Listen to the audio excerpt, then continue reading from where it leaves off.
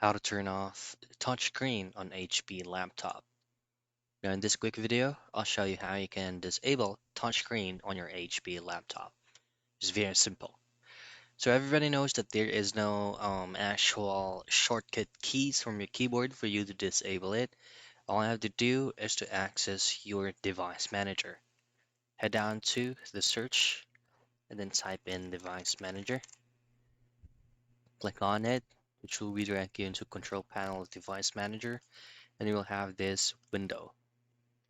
Now in here, locate and double click on the human interface devices, and this is where you can see HP touchscreen. Look for that option here, double click that, and then you should be able to see disable option.